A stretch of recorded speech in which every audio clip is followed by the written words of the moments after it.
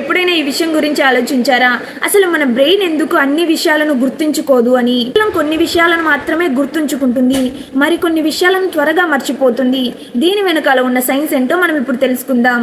నిజానికి మర్చిపోవడం అనేది కూడా మన బ్రెయిన్ చేసే ఒక తెలివైన పని. మనం ఏదైనా కొత్త విషయం నేర్చుకున్నప్పుడు మన మెదడులో ఉన్న హిప్పో క్యాంపస్ అనే భాగం ఆ సమాచారాన్ని తాత్కాలికంగా నిలువ చేస్తుంది. ఆ తరువాత ఆ సమాచారం ముఖ్యమైనది అయితే మాత్రమే మన హిప్పో క్యాంపస్ అనేది దాన్ని దీర్ఘకాలిక జ్ఞాపకంగా మారుస్తుంది. ఒక సమాచారాన్ని గుర్తు చేసుకోకపోతే లేదా ప్రాక్టీస్ చేయకపోతే ఆ జ్ఞాపకానికి సంబంధించిన నాడీ కణాలు అనేటి బలహీనపడతాయి. అందుకే కొన్ని విషయాలు త్వరగా గుర్తుకు రావడం కష్టమవుతుంది. ఇంకో కారణం ఏమిటంటే కొత్తగా నేర్చుకున్న ఒకే రకమైన సమాచారం పాత సమాచారంతో పోటీ పడుతుంది.